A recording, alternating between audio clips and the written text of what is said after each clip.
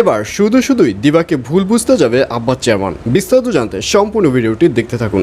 আসসালামু আলাইকুম প্রিয় দর্শক, সবার কি অবস্থা? হাজির হয়ে গেলাম দীপ্ত টিভি নিবেদিত বকুলপুর সিজন 2 এর 687তম পর্বে কী সব ঘটতে চলছে তার অগ্রিম খবর নিয়ে। এই পর্বটিকেও মিস করবেন না, কারণ এই পর্বে আপনারা দেখতে পারবেন রুহিকে দেখা যাবে সে দিবানন্দিনীর উপর রেগে আগুন হয়ে যাবে, এবং দিবা যখন বাড়িতে আসবে তখন দিবাকে বলবে তোমার সাথে আমার কিছু কথা রয়েছে। তখন দিবা বলবে কি কথা বলো।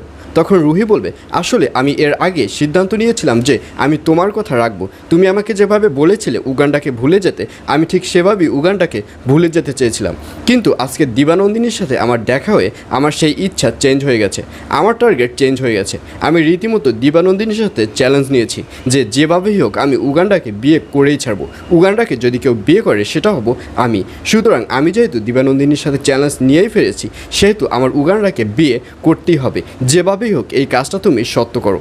আর এইসব কথা শুনে দিবা বলবে তুমি যেহেতু দিবানন্দিনীর কাছে চ্যালেঞ্জ নিয়েছো তাহলে তো তোমার অবশ্যই বিয়ে করতে হয়। আচ্ছা দেখছি কি করা যায়।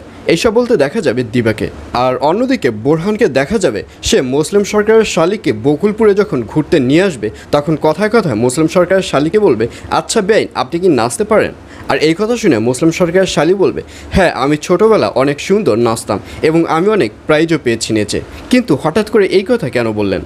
আর এই কথা শুনে বোরহান বলবে আসলে আমাদের যাত্রাপালায় নাচার জন্য মেয়ে খুঁজছে। আমি চাচ্ছিলাম যে আপনি যেহেতু সুন্দর নাচতে পারেন, আপনি যদি আমাদের যাত্রাপালায় একটু নাচতেন তাহলে অনেক সুবিধা হতো। আর এই কথা শুনে রীতিমতো রেগে যাবে মুসলিম সরকারের শালি। মুসলিম সরকারের শালি বলবে এটা আপনি কোন ধরনের কথা বললেন? আমি তো আপনার মুখ থেকে এই ধরনের কথা এক্সপেক্ট করিনি। আমাকে আপনি যাত্রাপালায় নাচতে বলছেন? যাত্রাপালার মতো ওরকম নোংরা জায়গায় আমি নাচবো? আর এই কথা শুনে বোরহানকে দেখা যাবে সে হাসতে থাকবে। হাসতে হাসতে মুসলিম সরকারের শালির হাত ধরে ফেলবে। হাত ধরে বলবে বিশ্বাস করেন বেন, আমি আসলে অতটা সিরিয়াসভাবে বলিনি। আমি আসলে এই ব্যাপারটা নর্মালভাবেই বলেছি। আমি ভাবিনি যে এই ব্যাপারটা আপনি এতটা সিরিয়াসলি নেবেন।